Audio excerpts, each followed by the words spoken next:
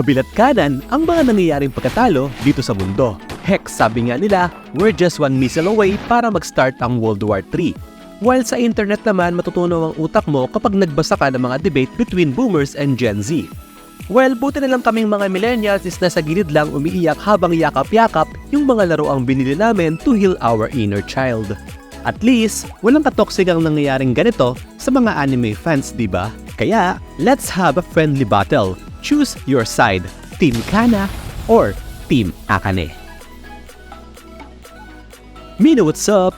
Aware naman siguro ang lahat na isa ang Oshinoko sa mga biggest anime na lumabas in recent years. In fact, ang season 2 nito ang number 1 sa most anticipated release ng Summer Anime 2024. So before we start, remind ko lang kayo na may konting spoilers itong video na to since we're gonna discuss ang characters ni Kana at Akane. Gagawin natin to in a best of 5 battle, and as a reminder, sa season 1 lang tayo mag-focus and who knows, baka gawa natin to ng part 2 in the future. So ready na ba kayong dumanat ang dugo? Let's start dito kay Kana. Meron siyang short red hair na major factor sa kanyang personality. Basic knowledge naman siguro na ang pula ay nag-represent ng courage at pagiging palaban. While si Akane naman ay may bluish purple na buhok. Yung blue para sa akin nagpapakita ng calmness, yet yung konting shade ng purple naman is hint sa dark vibe ng personality ni Akane. So ibibigay ko ang round na to kay Akane since mas may depth yung design niya over kay Kana.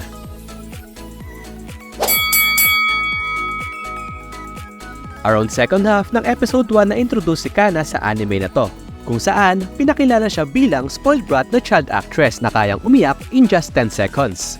She got humbled after siya masapawan sa pelikulang pinagsamahan nila ni Aqua noong mga bata pa sila. Pero habang tumatanda, slowly humina ang career ni Kana.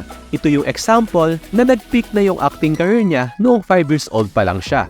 Fast forward, nabigyan siya ng lead role sa isang web series kung saan isinama siya sa cast ng mga puro model na hindi sanay umarte. Thankfully, dahil napilit niyang isama si Aqua sa web series na to, naipakita ni Kana ang totoong skills niya sa pag-arte. Now, dumako naman tayo kay Akane. Naipakita rin siya sa episode 1 pero few seconds lang, so ang proper introduction sa kanya ay around episode 5.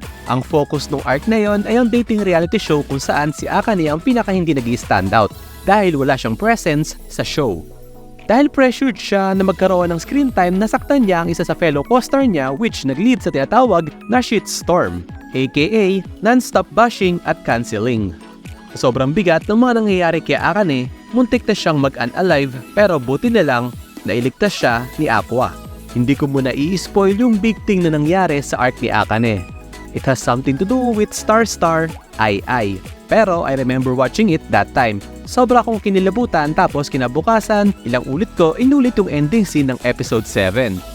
Sa mga nakapanood nun, I'm sure you know what I'm talking about. Kaya this round is kay Akane pa rin. Kung napansin nyo, throughout season 1, very obvious na may feelings itong si Kana kay Aqua. And based on my observation, mas genuine si Aqua when it comes to Kana. Compared kay Akane na sa bibig mismo ni Aqua nang galing na magagamit niyang tool si Akane sa mga plano niya. Yes, granted na pa-blush ni Akane si Aqua pero wala lang yun compared sa ginawa ni Aqua para kay Kana sa last episode ng season 1. So this round goes to Kana. Oo, ang babaw nito and bias sa part ko pero dahil video ko to, ako ang may say sa mga kategory. Halata naman na si Kana ang tsundere sa anime na to, while si Akane is may kaklasify ko as dandare based on her true personality.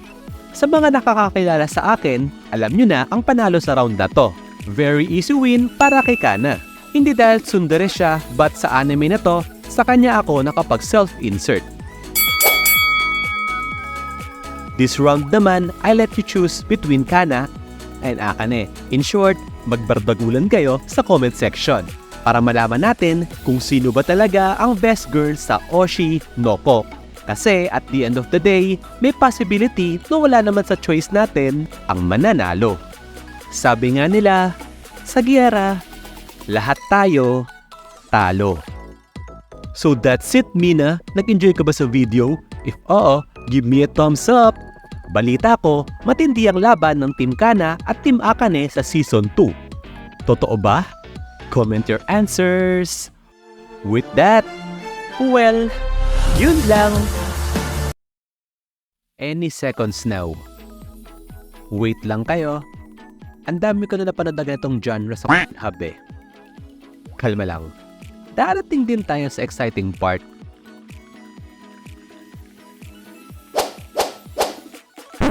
Teka. Wait.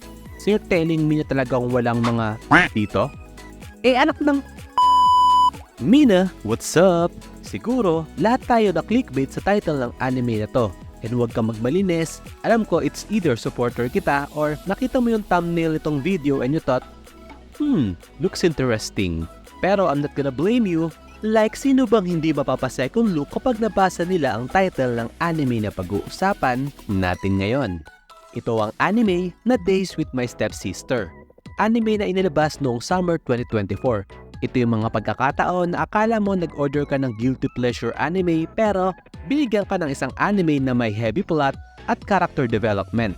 For this video, pinanood ko ang first 3 episodes nitong Days with My Stepsisters, which equals sa first volume ng light novel. And after watching this 3 episode premiere, ang masasabi ko lang is, how on earth this stepsister anime na obviously dapat turn off your brain of type of anime lang is kinda good and interesting. Nagtatalo yung moral compass at degenerate self ko dito. Bakit?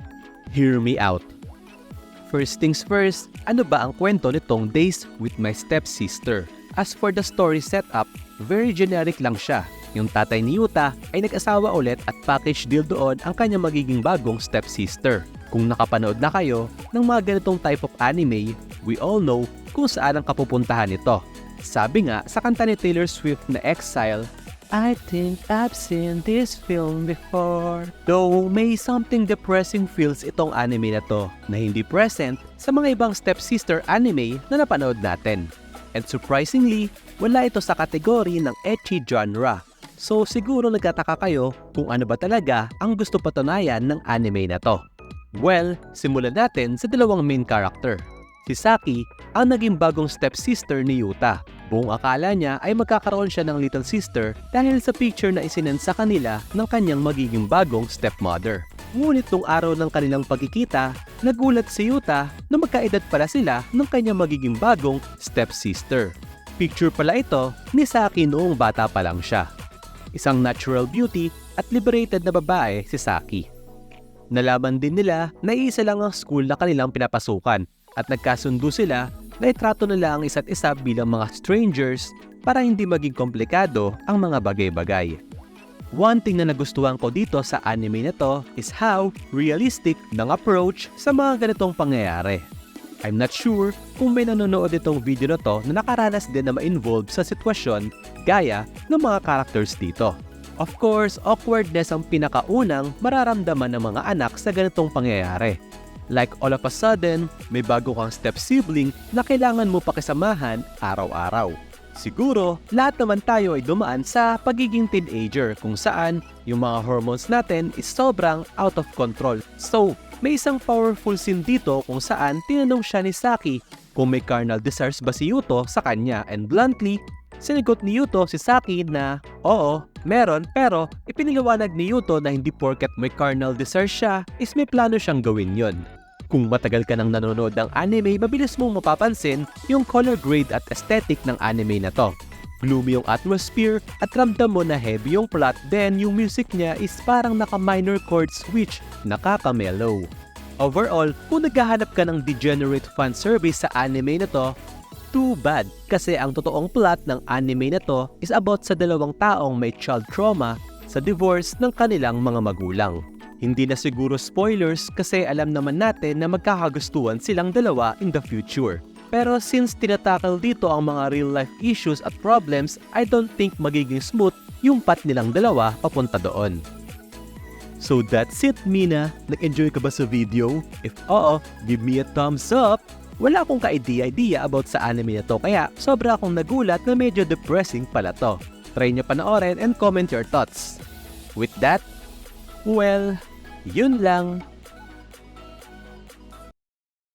Gusto ko lang malaman na meron ba talagang mga lalaki na mas prefer ang 2D girls over sa mga 3D girls? Or sadyang wala lang nagkakagusto sa kanila kasi sino bang magkakagusto sa isang lalaki na out and proud na nakasuot ng anime short ng waifu niya in public?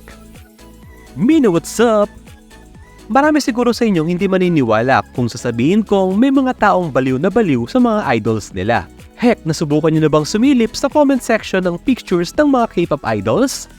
Sa maniwala't kahit hindi, may mga stans na gusto magpa-headlock sa mga bias nila. Pero kung tingin nyo ang lala na nun, imagine isang lalaki ang baliw na baliw sa isang anime girl to the point na ayaw na niya sa totoong babae. Kasi feeling niya mas superior ang mga anime girls aka 2D waifus.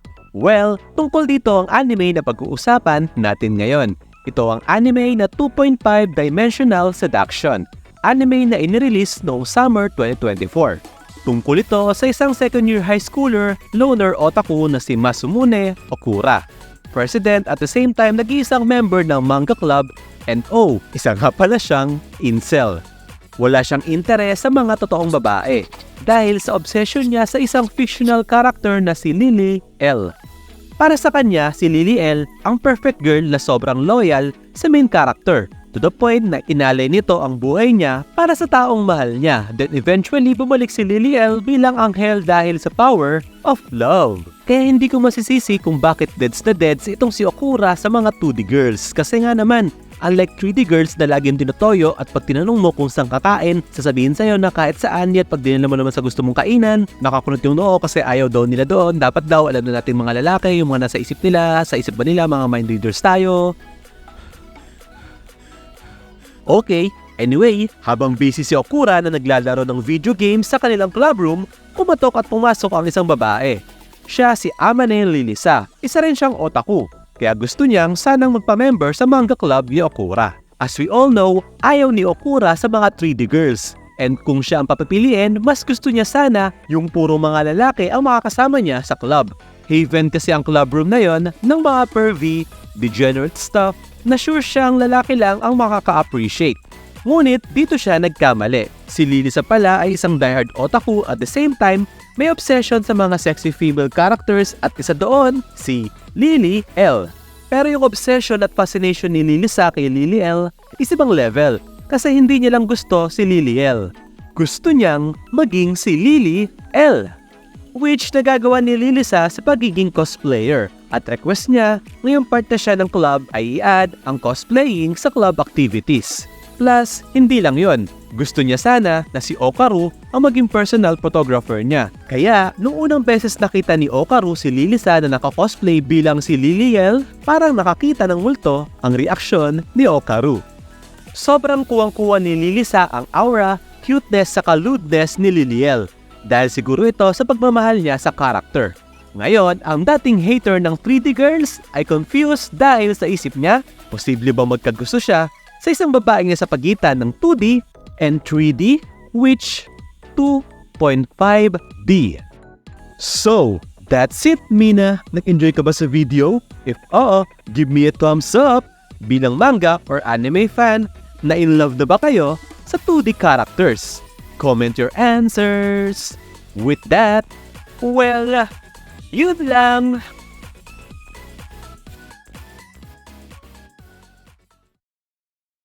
Ayon sa isang studies, 80% daw ng mga Pinoy ang gusto magtrabaho abroad. Well, hindi ko sila masisisi kasi bakit ka mag-settle sa ganito? Kung sa Russia, meron namang option na ganito. Diba? Mino, what's... Kakdol sa... Piliin mo ang Pilipi... Немножко. Take two. Piliin mo ang... Для меня тоже. Focus. Piliin mo ang... Могу поверить, дурак, что ты провалил. Screw it. Big props sa Japan kasi they made me care about sa bansang alam ko lang dahil sa isang tao na... Anyway, isa talaga to sa pinakainabangan kong anime sa summer lineup ng 2024 and oh boy, it didn't disappoint. Ito ang anime na Alia sometimes hide her feelings in Russian. By the way, going forward, Tawagin ko na lang tong Russian Alia kasi ang haba masyado ng title. Tungkol ito sa isang babaeng considered crush ng bayan, siya si Alisa Mikhailovna Kujo or Alia for short. Sobrang perfect niya at lahat ng tao sa paligid ay napapa-second look dahil sa kanyang angking kagandahan. Pero meron siyang sikreto at yun ay may crush siya sa kanyang seatmate na si Masachika Kuse. Siya ay isang average boy na laging puyat kapapanood ng mga anime. Not only that, siya yung tipo na after manood ng anime ay magpupuyat palalo para makipagkwentuhan sa mga kaibigan niya tungkol sa anime na pinanood nila. Diba ang degenerate masyado? Who in the right mind na magpupuyat para lang makipagkwentuhan about anime? AI lang, hindi ako yan. Though even that, siya pa rin ang lalaki nagpapatibok ng puso ni Alia. As I mentioned, sobrang chicks itong si Alia kaya hindi niya pinapahalata na may pagtingin siya kay Masachika. Kaya ang ginagawa ni Alia, ginagamit niya ang Russian language upang mai-express niya ang kanyang nararamdaman nang hindi nalalaman ni Masachika. Ngunit walang kalam-alam itong si Alia na marunong pa lang umintindi ng Russian itong si Masachika. Sobrang avid fan kasi ng lolo niya sa Russia or super mega simp ni...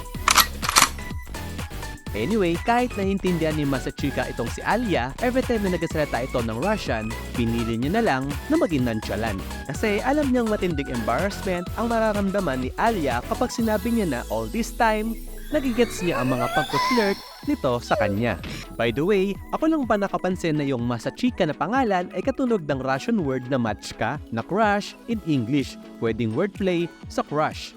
If curious kayo kung saan ko natutunan yon, watch this. Rusev Udria, Rusev Machka. Sabi ng mga gamit ko rin tong useless knowledge na to in the future eh.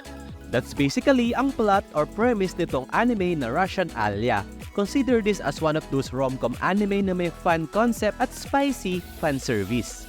Ang gusto ko lang sabihin is ito yung anime na panonoorin mo mag-isa.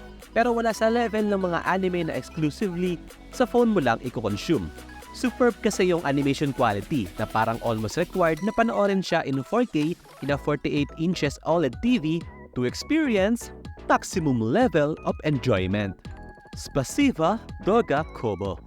Overall, must watch itong Alia sometimes hide her feelings in Russian. Additional note na every episode nito ay iba-iba ang ending song. Dito pa lang mapapansin nyo nang pinag-effortan talaga itong anime na to. So that's it, Mina. Nag-enjoy ka ba sa video? If oo, give me a thumbs up. Mag-aaral ka ba ng ibang foreign language para magpapansin sa crush mo? Comment your answers. With that, well, yun lang.